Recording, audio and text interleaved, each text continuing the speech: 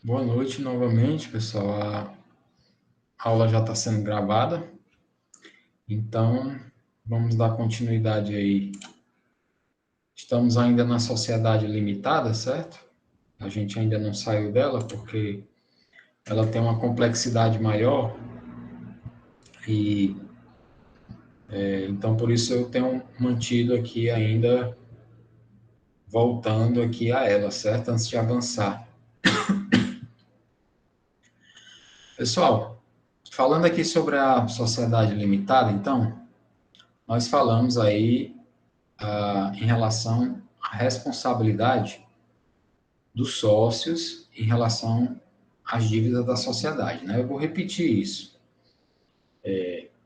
Nós falamos que a responsabilidade dos sócios, ela é limitada, mas ela é limitada somente se todos os sócios tiverem integralizado as cotas que subscreveram.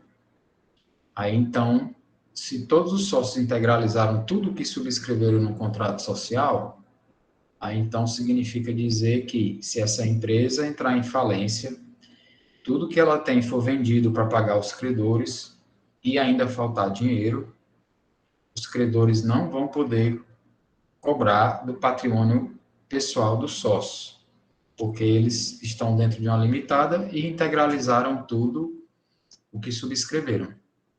Se algum sócio, ou até mais de um, não integralizou toda a cota que subscreveu, essa sociedade pode começar a funcionar com capital parcialmente integralizado? Pode.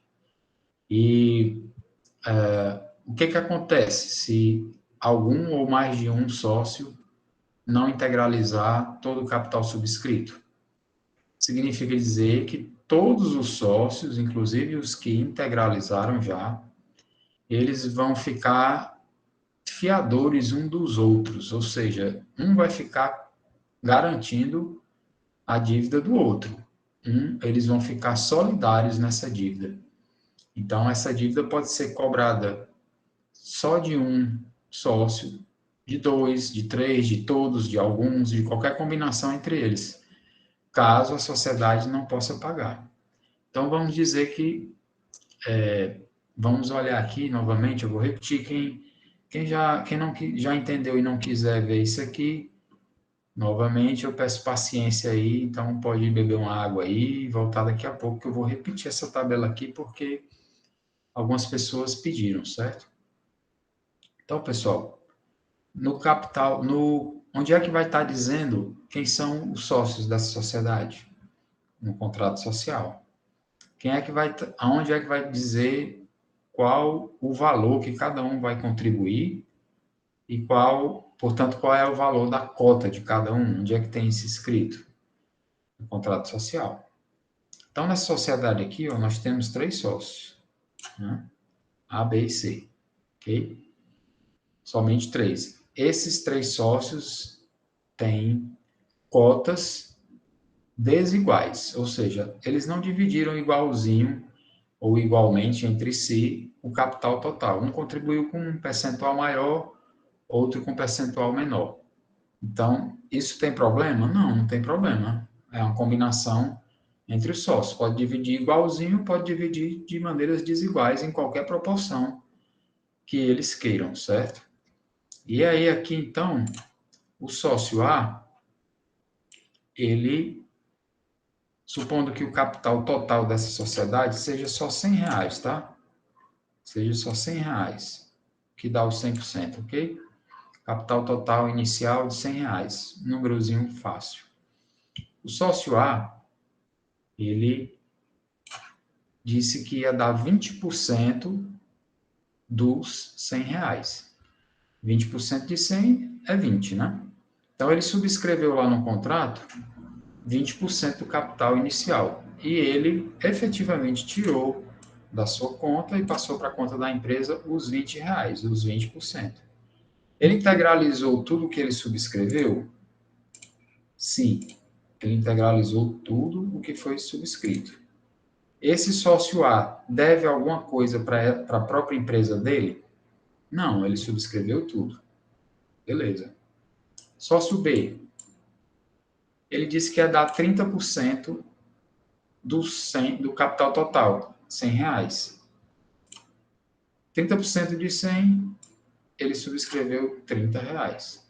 Na hora de tirar da conta dele para a conta da empresa, ele, no lugar de entregar ou integralizar os 30%, que daria R$ 30, ele entregou ou integralizou só 20%.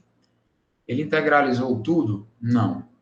Aí, então, aqui já a responsabilidade de todos os sócios já não é limitada, efetivamente limitada, porque já tem logo o sócio B que não integralizou tudo. Aí todos os outros podem sofrer a consequência. Ok? Sócio C, ele disse que ia entrar com 50% do capital inicial total. 50% de R$ 100 dá R$ 50. Na hora de tirar da conta dele e passar para a conta da empresa, ele passou só 20. Então, ele integralizou tudo que ele subscreveu? Não, né? Ele integralizou só uma parte. Então, já tem 2 sócios nessa sociedade que não integralizaram tudo que subscreveram. Consequência disso é o quê? Os 3 sócios, A, B e C, ficam solidários entre si para eventualmente pagar credores que não consigam receber da empresa em caso de falência, para pagar o que eles, credores, tiverem que receber, pagar do seu próprio patrimônio pessoal, certo? Só que os credores só podem cobrar do A, do B ou do C, ou do A e do B, ou do A e do C, qualquer, de um, alguns ou de todos, só pode cobrar o que faltou integralizar, e não o valor total das contas não pagas, das dívidas, não é o total que pode ser cobrado do patrimônio pessoal do sócio. Então, ela não é 100% limitada ainda, mas também não é ilimitada no total, né? Eles têm uma responsabilidade subsidiária, mas essa responsabilidade subsidiária, ela não é amplíssima, né? Ela não é total. Ela própria é limitada. Então, pessoal, o capital dessa empresa de R$ 100, capital inicial, foi todo subscrito? Foi, está aqui, ó. Se você somar aqui, 20 mais 30 mais 50 dá 100. Certo? E na hora de integralizar, os 100 foram integralizados? Se você somar aqui, ó, esse aqui só entregou 20, esse aqui 20, esse aqui 20.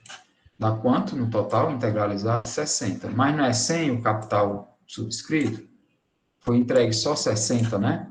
Faltou integralizar quanto, então? Se era 100, entregaram só 60, faltou 40. Certo? A empresa pode começar a funcionar assim, pessoal? Com o capital parcialmente integralizado? Pode. O capital está... A empresa pode começar a trabalhar com capital parcialmente subscrito? Não. Aqui ele tem que estar 100% subscrito. Aí, quando a gente fazia prova, perguntava, colocava isso aqui nas questões e o pessoal errava, né?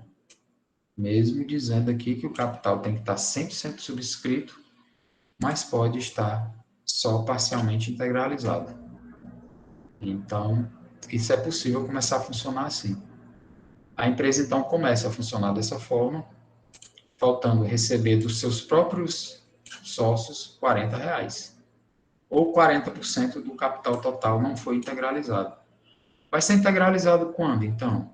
Depende do que eles combinaram no contrato social. Pode ser no próximo exercício, nos próximos 2, nos próximos 3, e assim vai. Eles vão combinar lá. Quanto mais se alongar, pior é para a empresa e pior é para todos os sócios, especialmente para esse aqui que integralizou tudo, né? E fica correndo risco por conta dos outros 2 que não integralizaram tudo. A empresa começa a funcionar dessa forma, né? Ok, não tem problema não. Aí, então, essa empresa contrai R$ 160 em dívidas.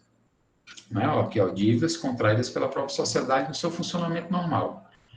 Quem é que tem que pagar essas dívidas aqui, pessoal, de R$ 160? Alguém poderia dizer aí quem é o devedor primário, de quem é a responsabilidade principal ou primária de pagar essas dívidas aqui de R$ 160? Alguém pode dizer aí, ou em áudio ou escrevendo?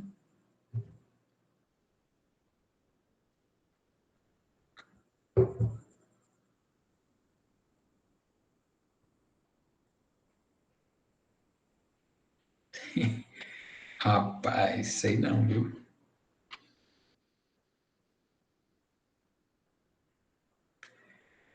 Vamos lá, vamos lá. A empresa começou a funcionar, certo? Funcionar normal. Está funcionando. Ela não vai adquirindo dívidas e também créditos, né? Vai adquirindo créditos também e dívidas. Vai pagando uns, vai fazendo novas dívidas e vai assim girando o seu capital, girando a sua própria atividade empresarial. Funcionamento normal da empresa, né? Aí ela adquiriu aí um valor total de compras diversas, de dívidas diversas. A sociedade adquiriu uma dívida de R$ 160. Aí a minha pergunta é: quem é que deve pagar esses R$ 160? É A, é B, é C, é a empresa, são os três, são os quatro? De quem é a responsabilidade primária para pagar essas dívidas aí? Alguém poderia dizer? Alguém consegue dar um chute aí? A Alisson acha que é da empresa. Mais alguém, pessoal?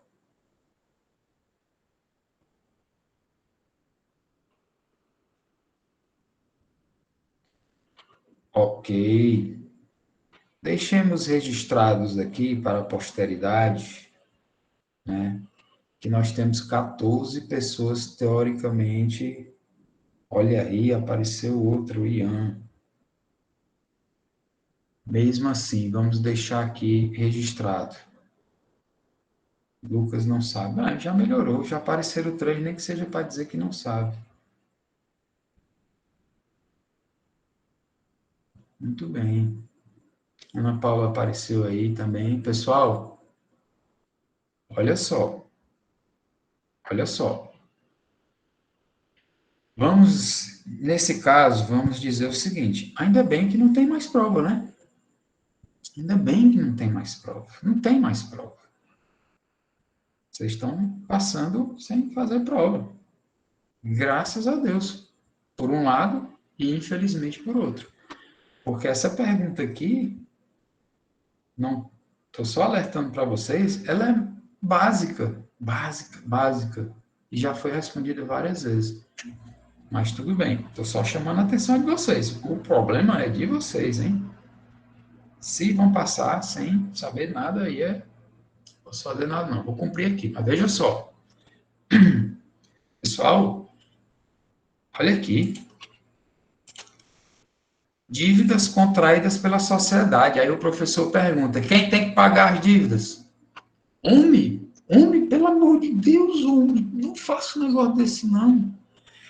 Dívidas contraídas pela sociedade. Quem deve pagar a dívida?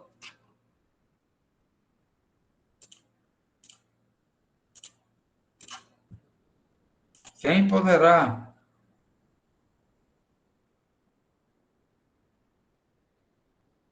Não. Vamos lá. Vamos lá. Michele, está travando aí. Está travando a transmissão ou está travando os miolos aí, Michele? Ou tudo? Vamos lá, pessoal. Vamos lá. Pessoal, as dívidas da empresa são da empresa. Quem é que tem que pagar as dívidas?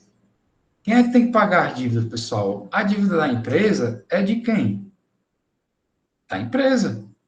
A dívida do sócio A, ela é de quem? Do sócio A. O sócio A tem CPF, a empresa tem CNPJ. Se a empresa adquiriu dívidas, ela adquiriu no CPF de algum sócio ou ela adquiriu no CNPJ dela? No CNPJ dela. Quem é que tem que pagar? Ela. Foi só essa aí a pergunta, certo? E aí, eu acho que ninguém acertou, né? Deixa eu ver aqui. Não, aí o Alisson perguntou, foi em caso de falência? Não, Alisson. Caso de falência, não, normal, funcionando. De quem são as dívidas da empresa? Da empresa, certo? Respondeu certo, né, Alisson? Ótimo. Salvou a honra, não foi? Aleluia. Tá certo. Que bom aí, Alisson, que você. Não foi chute, não, né, Alisson? Foi de vera mesmo. Você sabia mesmo, né? Tá certo. Beleza, ótimo, Alisson. Então, pronto. Pessoal, voltando aqui, tá? Voltando aqui, ó. A empresa adquiriu dívidas no valor de R$ 160. Valor bem baixinho que eu botei mesmo, só para facilitar. Aí quem tem que pagar essa dívida de R$ 160? A empresa, né? Quando ela vai tentar pagar, ela só consegue pagar 60. Ó. Dos 160, a empresa só consegue pagar 60. Ela não tem mais recursos, certo? Aí uma empresa que não tem dinheiro, recursos para pagar os seus credores, provavelmente vai acontecer o que com ela? De novo, vai lá, Alisson, salva de novo aí. Uma empresa que não consegue pagar as suas próprias dívidas, provavelmente vai acontecer o que com ela? Exatamente, falir. Falir significa o quê? Passar por um processo judicial de falência. E falência é o quê? Exatamente, não vai seguir o princípio da continuidade. No caso da falência, ela vai ser descontinuada, né? Ela vai ser extinta. E falência é o quê, pessoal? É pegar, por meio de um processo formal, legalizado, legal, previsto em lei, pegar tudo que a empresa tem, vender, ou seja, liquidar, transformar em meio de pagamento líquido, pagar os credores, existe uma ordem de preferência, e se sobrar, dividir o que sobrou entre os sócios, certo? Isso aqui é falência. Resumidamente, lógico, né? Aí a empresa não tinha dívida, a empresa tinha dívida de R$ 160 e ela só tem condição de pagar 60. Provavelmente vai acontecer o que com ela? Uma hora ou outra ela vai entrar em falência. Tudo o que ela for tiver vai ser vendido para pagar os credores. Tudo que foi vendido, pessoal, só apurou 60. Mas a dívida era de 160. Ficou faltando quanto? 100. R$ 100 em aberto aí. E os credores vão dizer o quê? Vão dizer, tá bom, ninguém queria receber mesmo, né? Não, eles vão dizer, não quero saber não, eu quero receber. A empresa só pagou 60, mas nós temos 100 a receber. Aí os credores não tem mais de onde tirar da empresa, a empresa não tem mais nada. Se a empresa não tem mais nada, faliu, vendeu tudo que tinha e só conseguiu pagar uma parte das dívidas, os credores querem receber o resto. Se os credores não conseguem receber da empresa, eles vão tentar receber de quem, pessoal? Olha aí, ó. Deixa eu ver aqui. A Alisson falou aí. Exatamente, pode ter um pedido de recuperação judicial ou um plano extrajudicial, se ela não se recuperar e ela vai falir de verdade. Pode ser que ela se recupere, né? Não, peraí, Alisson, chego já nessa tua pergunta aí. Pessoal, aliás, eu nem sei se tu já está respondendo o que eu perguntei, mas vou refazer a pergunta.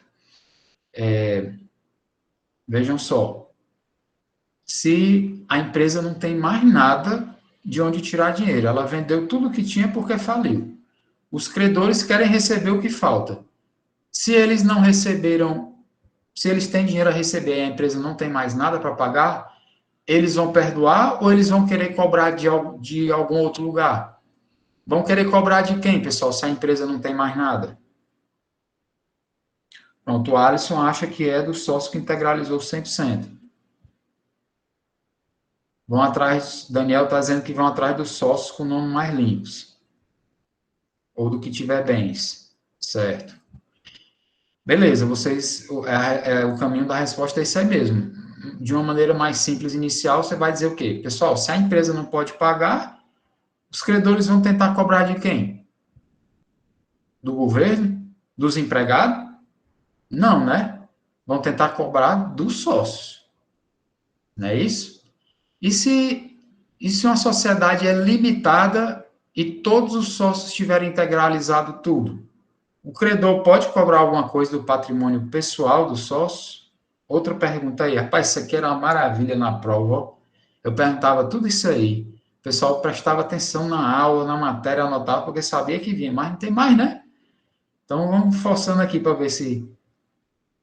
Repetindo a pergunta. Se a empresa não tem mais como pagar, os credores vão querer cobrar do sócio. Vendo aqui, Alisson. Não, mas a dívida trabalhista é outra coisa. Nós estamos falando da dívida empresarial para com os credores fornecedores, certo? Não, dívida trabalhista ela tem uma preferência aí. Né? Então, vamos deixar esse detalhe de lado, certo? Pessoal, vou repetir a pergunta. Ó. Numa sociedade limitada, se a empresa não pode pagar, bem resumidamente, tá? Numa sociedade limitada, se a empresa não pode pagar os credores podem cobrar dos sócios da empresa? Aí a pergunta é essa. Ian diz que não. Edvan diz que não. Pronto. Resposta, Daniel também está dizendo que não. Exatamente, pessoal. Não pode cobrar dos sócios de uma limitada as dívidas que não são deles. Isso num princípio, né? Lógico que se houver ilegalidade, abuso da empresa, fraude, aí a história é outra. Aí pode haver a desconsideração da personalidade jurídica e cobrar, sim, do patrimônio do sócio. Mas se está tudo normal, houve apenas um insucesso empresarial, mas não houve fraude, não houve má-fé, e todos os sócios integralizaram, aí então eles estão protegidos. No nosso exemplo aqui, todos os sócios integralizaram? Não. Tem 2 aí que não integralizaram. Qual é a consequência disso? Nenhum dos 3, já que nesse exemplo são só 3, nenhum dos 3 fica com o patrimônio 100% protegido. Os credores vão poder cobrar alguma coisa, então, do patrimônio desses sócios aí, já que tem 2 que não integralizaram? Vão poder cobrar, sim. Vão poder cobrar tudo o que falta receber do patrimônio de qualquer um deles. Pessoal, não vai poder cobrar tudo o que faltou receber, não. Vai poder cobrar só o que faltou integralizar. Agora, o que faltou integralizar pode ser cobrado de alguns ou de todos os sócios. Quem é que escolhe de quem vai cobrar? O credor. Provavelmente o credor vai escolher cobrar de quem tem patrimônio. De quem não tem, já está lascado, o que adianta ele querer cobrar? Ele vai só transformar o processo de cobrança num processo mais lento, mais difícil. Certo? Então, vejam aí que eu fiz uma... Exatamente, bater em cachorro morto não rola, né? Isso mesmo. Então, vejam aí que eu fiz uma revisão, estou fazendo uma revisão aí, estou vendo que, ainda bem que eu estou fazendo, né? Porque a maioria está calada aí, mas penso que o silêncio aí é falta de compreensão mesmo, mas vamos lá. Repetindo aqui, ó. Dívidas contraídas pela sociedade, 160. Sociedade entrou em falência. Ela própria, com seu patrimônio da sociedade, só pagou 60. Era 160. Falta pagar quanto aos credores? 100. Os credores podem cobrar os 100 dos sócios? Não. Pode cobrar o quê dos sócios? Só o que faltou integralizar no total. Quanto foi que faltou integralizar? Porque o B e o C não integralizaram, o total do que B e C não integralizaram foram de quanto? Foi de quanto? R$40. Então, os credores só vão poder cobrar dos 100 que a sociedade não pagou, só vão poder cobrar dos sócios os 40. Aí esses sócios são solidários pelos 40, inclusive o A, que integralizou tudo. Aí era uma maravilha, eu colocava na prova. A dívida não cobrada pode ser, não paga pela empresa, pode ser cobrada do A, do B, do C ou de qualquer um, explique. Aí você tinha que saber. Aí a galera não ia poder estar babando na aula, né? Porque quem babava na aula não anotava nada, dormia e ficava no celular, se ferrava, a não ser que estudasse em casa. Mas não tem mais prova, né? Então, tá com o pau aí, né? Deixa rolar, professor. Meu irmão, para que isso? Estudar sem futuro. O futuro é a morte.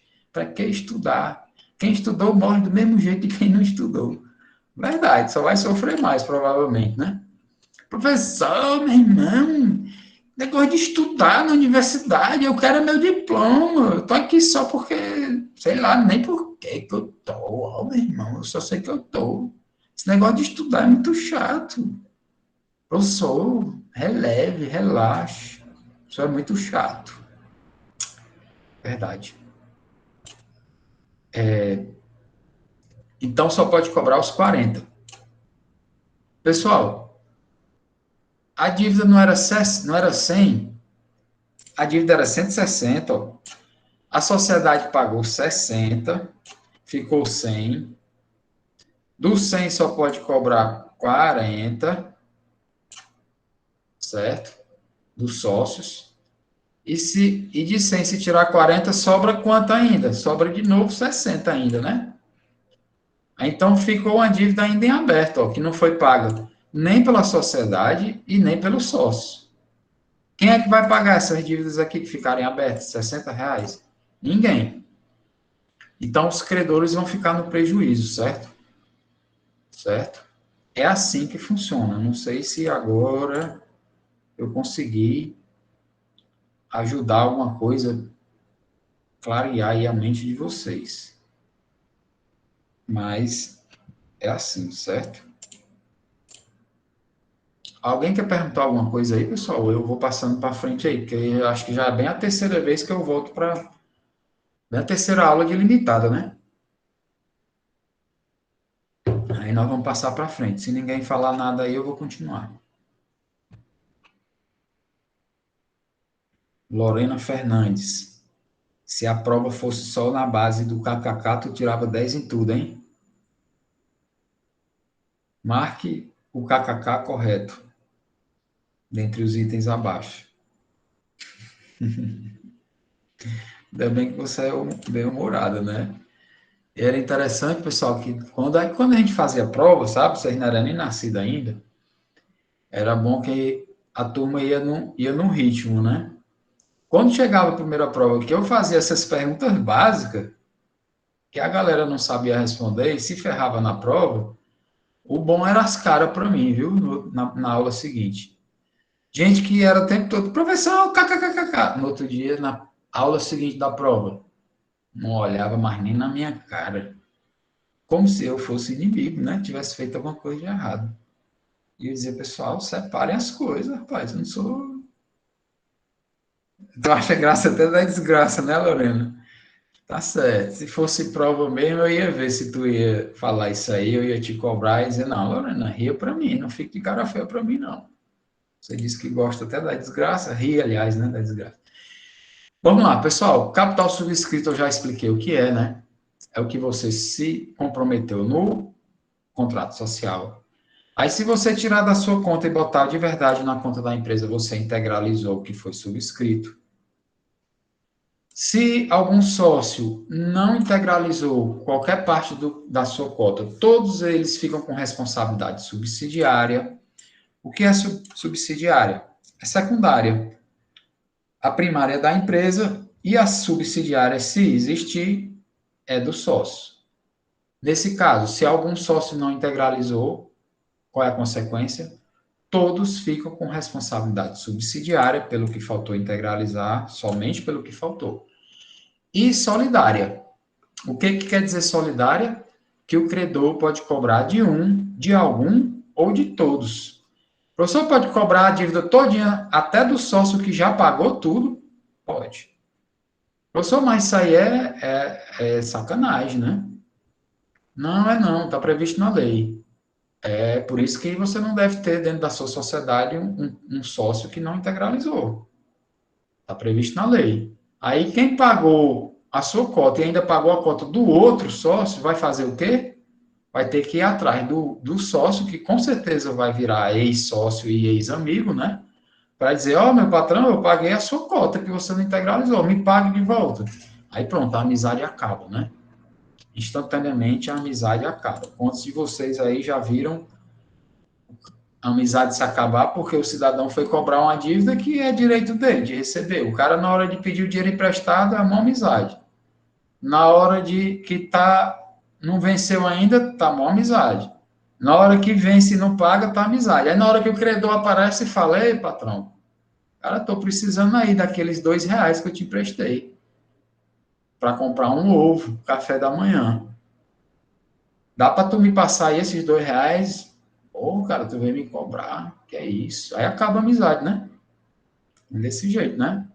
Alguém já deve ter ouvido falar isso aí em algum lugar do mundo. Logicamente que vocês não são assim, né? Vocês são pessoas levadas, já sabem que o devedor tem que pagar e que o credor tem direito de cobrar, né? Então, não, vocês não perdem a amizade de vocês porque um amigo de credor de vocês veio cobrar, né? Vocês devolvem as roupas emprestadas, as mulheres devolvem o sapato emprestado, devolvem os livros, né? Essas coisas todas aí vocês devolvem e se não devolver, não ficam com raiva do credor quando vai exercer o seu direito, né? Então, responsabilidade solidária está explicado de novo. Aí a perguntinha aqui, ó, que sempre ia para a prova e o pessoal, rapaz, a questão está na apostila. Eu botava essa questão aí do jeito que está na apostila na prova e o pessoal zerava na questão. Tá aí, ó. Questão colocada na apostila e as respostas na apostila. Aí eu botava a mesma pergunta na prova e um bocado, a maioria, na verdade, não respondia. Aí diz, eita, menino, tá, é bom, vai dar certo, vai dar certo. Quem vai pagar essas dívidas aí, pessoal? Olha aqui a pergunta. Quem pagará as dívidas da sociedade caso esta não tenha patrimônio suficiente? Se todos os sócios integralizaram, se os sócios integralizaram todo o capital, ninguém vai pagar. Os credores ficam no prejuízo. Se tem sócio que não integralizou, seja um ou dois ou quantos forem que não integralizou, aí os sócios, os credores vão poder cobrar de qualquer um dos sócios ou de todos, só a parte que não foi integralizada. E o que ficou além disso vai ficar em aberto também. Os credores não poderão cobrar dos sócios, tá certo? Então aqui vamos passando para frente aqui. Outras características da sociedade limitada. Quando for a limitada, pessoal, a sociedade mesmo, não a SLU, né? A sociedade limitada mesmo, ela pode usar tanto o nome empresarial do tipo firma, quanto denominação. Professor, o que é isso aí, hein? Nome, firma, denominação. Eu já ouvi falar disso aí em algum lugar. Acho que foi em português ou foi em história. Não, foi aqui, em direito empresarial mesmo. Está com algumas semanas, viu? Foi aqui mesmo. Nome empresarial são de dois tipos, né? Ou é firma ou é denominação. Firma é formado pelo quê? Por nome civil de sócios ou do empresário individual. Denominação é formada pelo quê? Por nomes que não sejam civis de pessoas. Nomes de fantasia, nomes estrangeiros, nomes comercialmente interessantes, certo? A limitada pode usar tanto firma quanto denominação, qualquer um dos dois. Se quiserem botar dentro do nome da empresa o nome deles próprios, vai ser uma firma social, né? Porque é uma sociedade, ou razão social, que é a mesma coisa. Se quiserem botar um nome comercialmente interessante, Plus Car Comércio de Veículos Limitada, Top Car Comércio de Veículos Limitada. Quer botar aí Top Car não é o nome de nenhum dos sócios, né? Então, eles escolheram o quê? Uma denominação. Se for uma SLU, que é a Sociedade Limitada Unipessoal, que o pessoal botou aí na prova, um bocado de gente botando aí, os sócios a cota dos sócios da Eireli, a cota dos sócios da sociedade, as cotas dos sócios da SLU. Não tem cotas, né, pessoal? Empresa individual. SLU não tem cota, não tem sócio. É titular único. É empresa individual, não tem cotas. Ou então tem uma cota única, né? Tem um titular único, mas cotas não tem. A SLU não pode usar denominação. A SLU só pode usar o nome do próprio titular, acrescido do termo LTDA ou então limitada, que é por extenso. Certo? Hipótese de expulsão dos sócios. Pode o sócio ser expulso de uma sociedade limitada? Pode. Professor, o sócio da SLU pode ser expulso? Pessoal, perguntinha aí. Vamos ver aí se tem alguém vivo ainda aí. O sócio da SLU pode ser expulso? Daniel. É não, né? Tá certo. Agora que eu vi o seu não. Daniel botou um kkk aí, então ele deve estar ligado na minha pergunta, né? Tá rindo. Tá rindo, mas tá sério, né?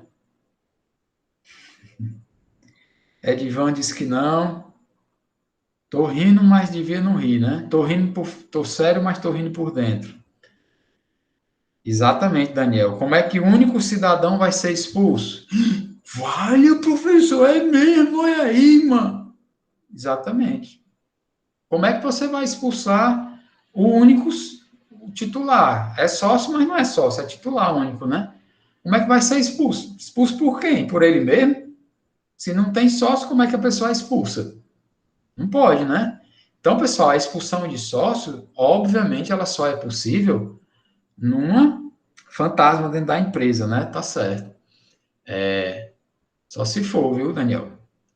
Então, obviamente, expulsão de sócio só cabe na sociedade de verdade. Porque se for a SLU, ela não tem sócio para ser expulso. Só tem um titular. Então, ou ele está lá e a empresa existe, ou a empresa se acaba. Ele ser expulso não tem como, né? Certo? Aí, exemplos aqui de sócios poderem ser expulsos. Sócio remisso. O que é o sócio remisso?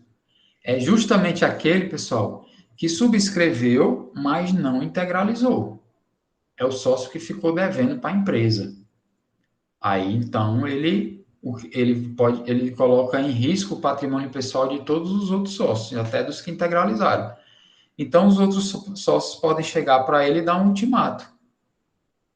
Dizer que ele tem que cumprir a obrigação dele, conforme foi combinado. Caso contrário, ele vai ser expulso. A cota dele será cobrada na justiça, ou então o valor que ele já pagou vai ser devolvido para que ele saia. Né? Outra possibilidade, o sócio que trai a própria sociedade, falta grave contra a própria sociedade. Por exemplo, o sócio que é sócio de uma outra sociedade que é concorrente daquela.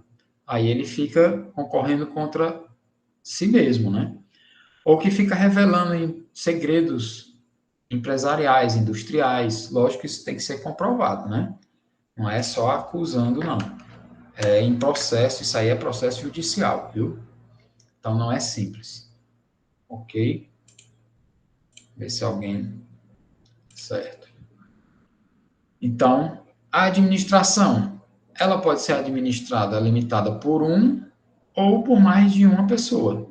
Será o gerente. Pode ter um ou pode ter mais de um. Pode ser possível que cada um assine individualmente e valha, ou pode ser que coloque um contrato social que só vale se os dois assinarem ao mesmo tempo para cada ato. Aí complica, né? Mas pode. Certo? Direito de retirada. O que é direito de retirada, pessoal?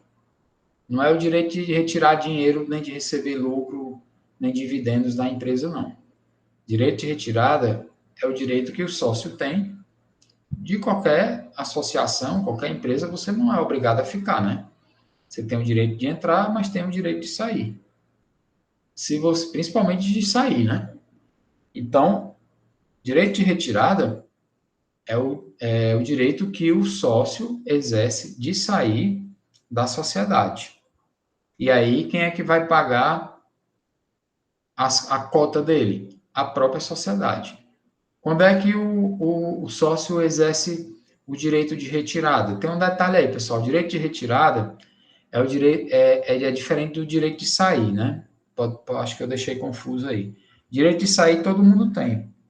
Mas o direito de retirada é um pouco mais específico, porque no direito de retirada é aquele que cabe ao sócio que ficou discordando da decisão da maioria. Ele é minoria e os outros são maioria. E ele discordou. Então, você ficar numa empresa onde você está discordando dos outros sócios, porque você foi vencido, é ruim, né? O que a lei faz? A lei diz, olha, quem está insatisfeito porque é o sócio que não aceitou a decisão da maioria, ele pode exercer o direito de retirada.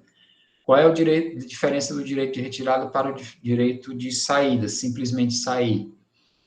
É que para simplesmente sair, você tem que procurar um comprador para a sua cota. Pode ser que a empresa queira comprar, pode ser que os outros sócios queiram comprar, pode ser que não. Já o direito de retirada, a própria empresa vai devolver atualizado o valor da cota dele. É mais fácil, né? A própria empresa tem que comprar a cota do sócio dissidente, que é o sócio que se desagradou, certo? Olha aqui, ó. O sócio somente pode exercer o direito de retirada ou recesso, que é a mesma coisa. Direito de retirada ou direito de recesso são a mesma coisa, certo?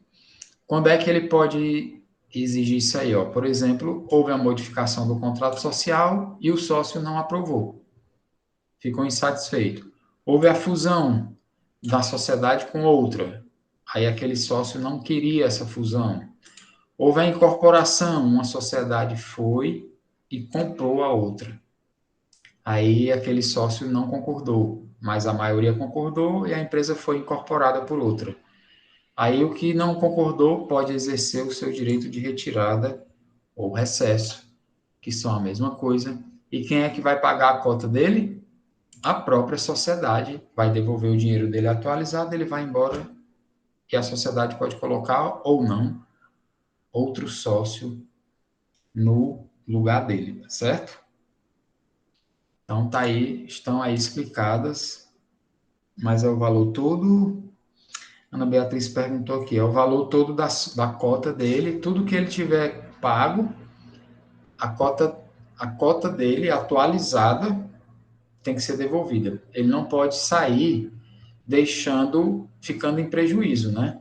Deixando a empresa de pagar tudo que deve a ele. Se ele tem 30%, ele tem que receber, tem que atualizar o valor da empresa para saber quanto é que vale aqueles 30%, atualizar. Aí, se ele estiver devendo à empresa, então ele vai receber só o líquido, né? Vai tirar o que ele deu, atualizado, vai subtrair do que ele teria que pagar e ver se ele tem saldo a receber. Vai ter que fazer essa composição aí, né? Vai ter que fazer essa comparação para ver se ele tem a receber ou não, certo? Aí, então, aqui, pessoal, isso aqui sobre fusão e incorporação nós vamos falar ainda lá na frente, tá? E aí, podemos passar para frente aqui ou alguma dúvida?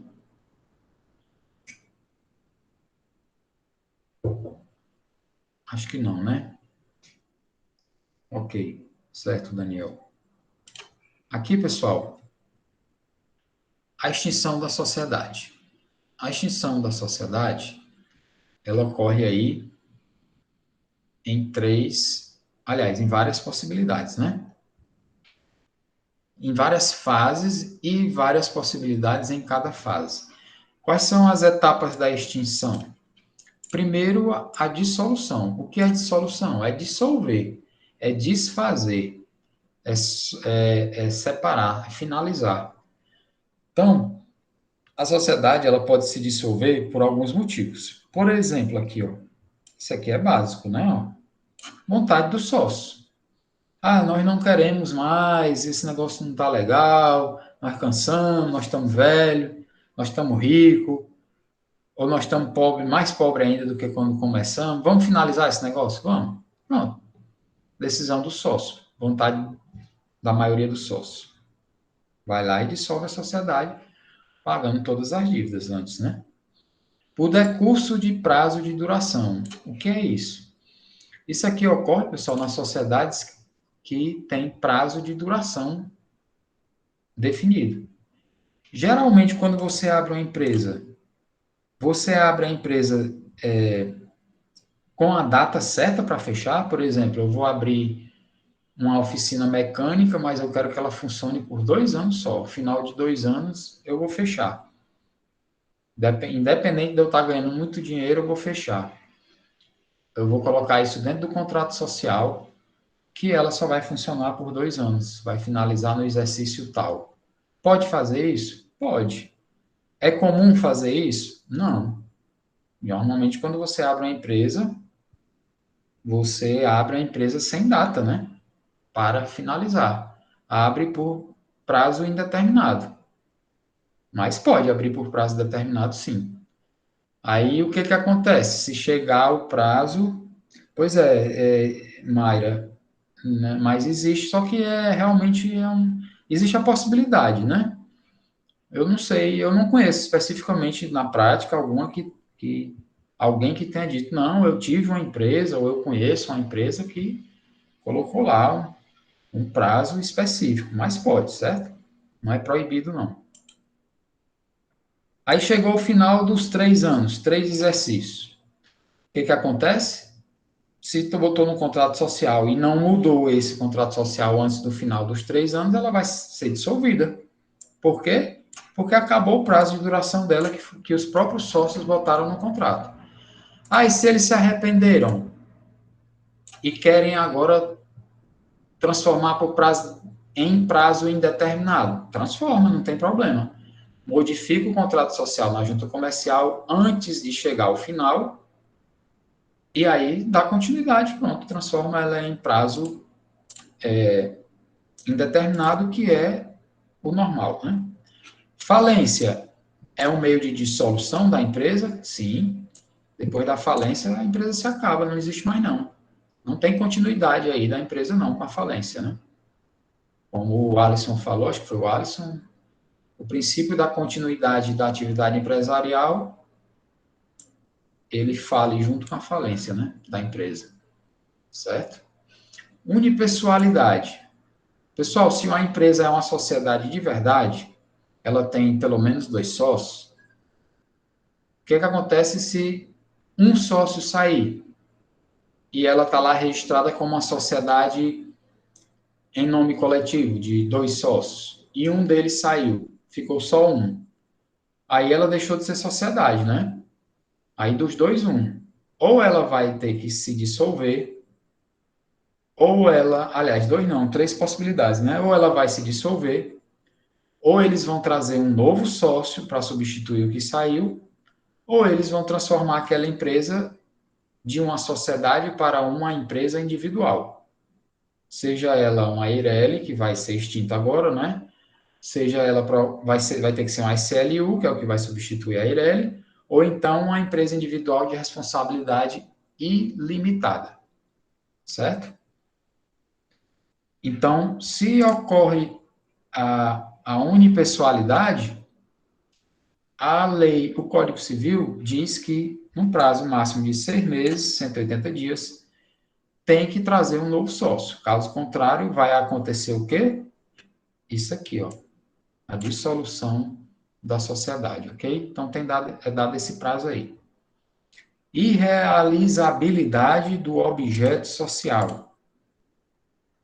Vira SLU, o Daniel está perguntando.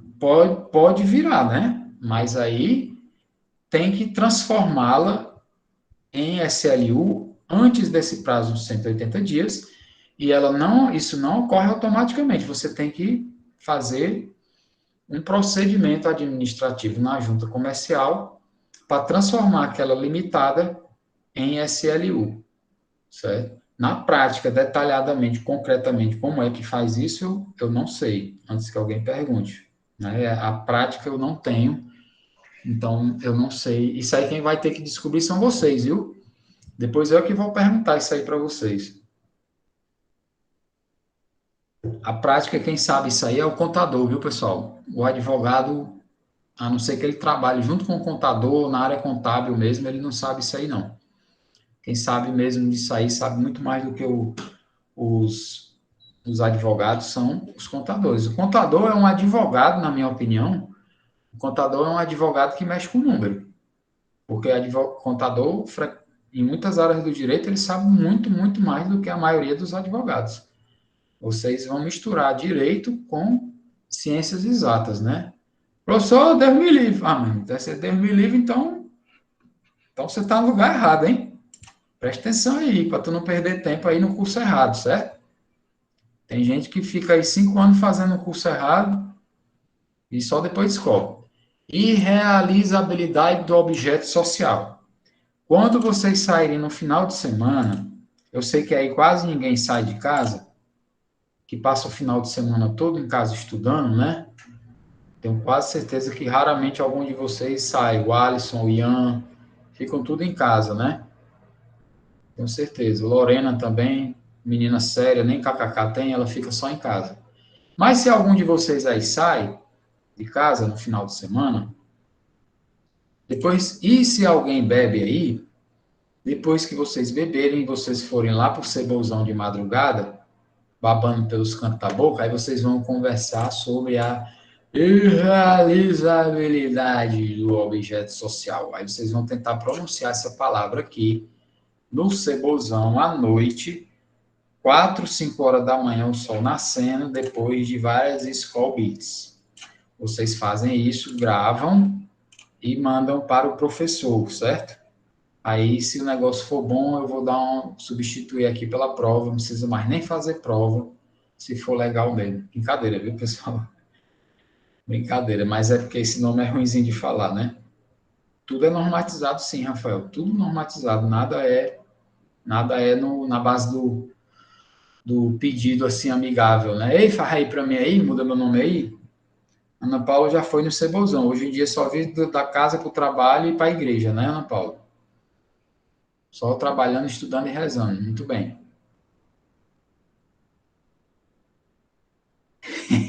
É verdade, Juliano. Eu já avisei que é brincadeira, pessoal. Não vão gravar os amigos bebo falando sobre a irrealizabilidade do objeto social para evitar a prova, não, viu? Infelizmente ainda não funciona. Cuidado do filho, muito bem, tá certo, Ana Paula. Daqui a um tempo ele tá aí dentro da universidade, né? E tu reclamando, botando o miserável para estudar, ele sem querer. Vamos lá. O que é a irrealizabilidade do objeto, pessoal? Toda sociedade, toda empresa, na verdade, né? Seja ela individual ou sociedade, ela tem um objeto, né? A ser realizado, a ser buscado. O que é o objeto? É a atividade dela. O que é que ela vai fazer? Vai produzir serviços, disponibilizar serviços, vai comercializar produtos, vai industrializar alguma coisa, vai fazer o quê? Está lá no contrato social ou na declaração de empresa individual. Vai dizer lá qual é o objeto. Esse objeto dela vai se classificar dentro de um rol previsto aí de atividades, né? O cadastro de atividades econômicas, né?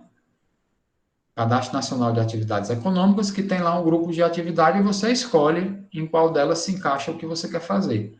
O contador é quem vai fazer isso aí junto com o, o futuro empresário ou o pretenso empresário. Se o objeto daquela empresa não é mais realizável por qualquer motivo, por exemplo, produzia carvão e agora é proibido, veio uma norma proibindo a produção de carvão. Aí ou ela muda o objeto ou ela se acaba, né? Veio uma norma proibindo, veio uma norma dificultando demais, veio, sei lá, ou então não existe mais mercado, por exemplo, é uma fábrica de máquina de escrever. Quem é aí que vai comprar uma máquina de datilografia, de escrever, hoje em dia? Ninguém, né? A não ser que seja para colocar como enfeite, né? Como relíquia, que não se usa mais, não é isso? Então, se o objeto é irrealizável, é melhor você fazer o quê? Extinguir a sociedade. Então, tem aqui as possibilidades também, ó, quando há grave dissenso, o que é isso? Os sócios estão brigando entre si. Quando não há capital suficiente, outra possibilidade que torna irrealizável o objeto social, certo? Qualquer uma dessas aí é motivo suficiente para dissolução. Se for amigável, simplesmente vão tomar as medidas na junta comercial, nos órgãos públicos, junto com o contador, e vão dissolver, vão dar baixa na empresa. Se for litigioso, ou seja, for briga, aí pode ser que vá para o Poder Judiciário. E aí vai complicar. Exaurimento do objeto social. Pessoal, o que é exaurimento? O objeto social se exauriu. O que é isso? Ele foi contemplado plenamente, foi realizado. Então, se o objeto de uma empresa, o objeto dela, era construir uma ponte, a empresa foi criada só para construir uma ponte. Se for, por exemplo, a ponte lá de Aracati, passando ali, entrando ali para o Ceará, aliás, já no Ceará, né? Em Aracati, ali sobre o rio Jaguaribe, né? Aquela ponte ali levou bem uns 20 anos, né? Mas se for uma outra qualquer aí, que vai, uma obra que provavelmente vai durar 2 anos, quando acabar a obra, no lugar de ser por prazo determinado, ela foi por obra específica, por objeto específico. Foi realizado o objeto, acabou a empresa, a não ser que mudem o objeto dela para dar continuidade. Também pode, né? Certo? Extinção da autorização para funcionar. Pessoal, qualquer tipo de alvará, de autorização que é essencial para a empresa e a empresa não conseguiu obter ou não conseguiu renovar ou foi cassado, a empresa não pode mais funcionar.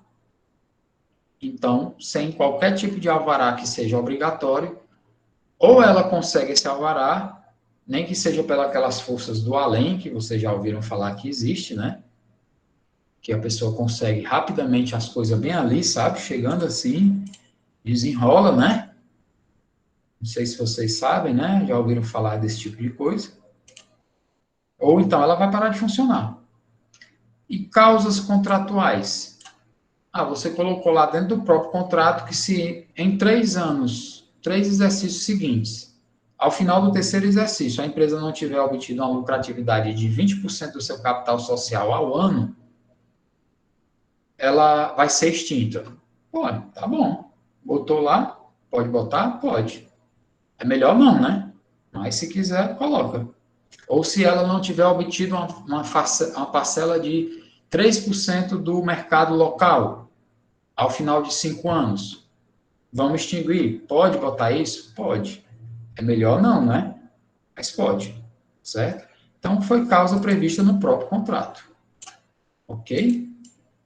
Aí aqui, pessoal, vocês, quem ainda está por aí e está vivo ainda, não está babando, a gente já vê aqui onde é que para a aula de hoje e a gente volta para a próxima aula, tá certo?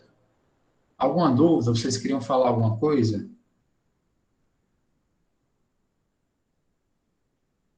Ok, ok.